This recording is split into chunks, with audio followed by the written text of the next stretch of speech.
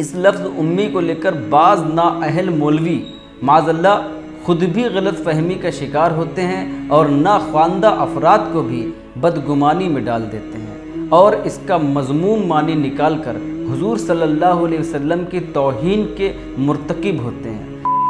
السلام علیکم ناظرین، اللہ تعالیٰ کے 99 معروف صفاتی ناموں کے ساتھ میں اپنے سفر کا آغاز کرتا ہوں۔ ناظرین کرام، عربی لغت کے اعتبار سے امی کے معنی بغیر پڑھا لکھا ہونا ہے۔ بعض تذکرہ نگاروں نے یہ بھی لکھا ہے کہ امی لفظ سے نکلا ہے، جس کا ایک معنی اصل کا بھی ہے۔ قاموس اور تاج العروس وغیرہ میں امی کا معنی اپنی جبلت اولیٰ پر ہونا، یعنی جیسا پیدا ہوا ویسا ہی رہے۔ ناظرین کرام، اگر ہم سورۃ الاعراف کی آیت نمبر 157 اور 158 کی سیر کریں تو پتہ چلتا ہے کہ اللہ تعالیٰ نے اپنے محبوب صلی اللہ علیہ وسلم کو امی لقب سے ملقب فرماتے ہوئے آپ صلی اللہ علیہ وسلم پر ایمان لانے اور آپ صلی اللہ علیہ وسلم کی حمایت کرنے والوں کو فلاح کی بشارت دی ہے۔ اس کے علاوہ دوسری آسمانی کتابوں میں امی لقب کے ساتھ مبعوث ہونے کی تصدیق بھی کی گئی ہے۔ عمومی طور پر اس لفظ امی کو لے کر بعض نااہل مولوی معاذاللہ خود بھی غلط فہمی کا شکار ہوتے ہیں اور ناخواندہ افراد کو بھی بدگمانی میں ڈال دیتے ہیں اور اس کا مذموم معنی نکال کر حضور صلی اللہ علیہ وسلم کی توہین کے مرتکب ہوتے ہیں، جبکہ اس لفظ امی کو صفت محمودہ کے طور پر قرآن نے پیش کیا ہے۔ اگر رب تعالیٰ آپ صلی اللہ علیہ وسلم کو امی لقب سے ملقب فرما کر پیش نہ کرتا تو اہل عرب کبھی بھی یہ تسلیم نہیں کرتے کہ قرآن اللہ کا کلام ہے۔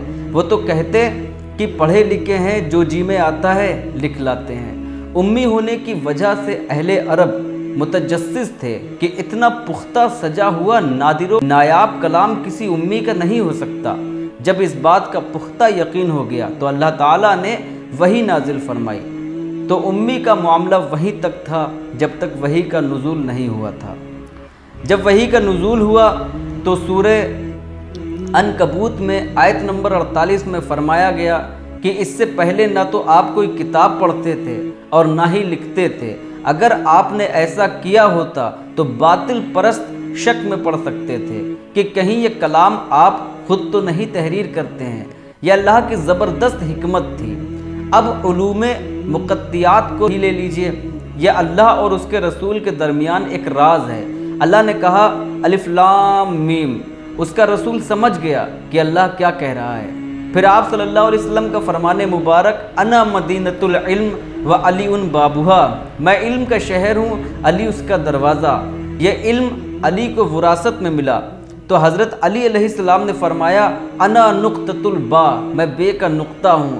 اس فرمان کا دائرہ اتنا وسیع ہے جس کو احاطے میں نہیں لایا جا سکتا۔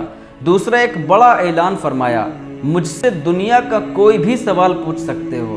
اور جب یہی علم حضرت احمد بدیع الدین قطب المدار رضی اللہ عنہ کو وراثت میں ملا تو آپ رضی اللہ عنہ نے فرمایا انا مفتاح العلوم، میں تمام علوم کی کنجی ہوں۔ جب میں نے حضرت قطب المدار رضی اللہ عنہ کے علم پر نظر ڈالی تو پایا آپ 900 زبانوں کے جاننے والے، 260 زبانوں پر عبور حاصل، علم ریمیا، ہیمیا، کیمیا، سیمیا جیسے نادر و نایاب علوم سے بہراور۔ میں سوچنے لگا کہ جب چھوٹوں کے علم کا یہ حال ہے تو حضور صلی اللہ علیہ وسلم کے علم کا عالم کیا ہوگا۔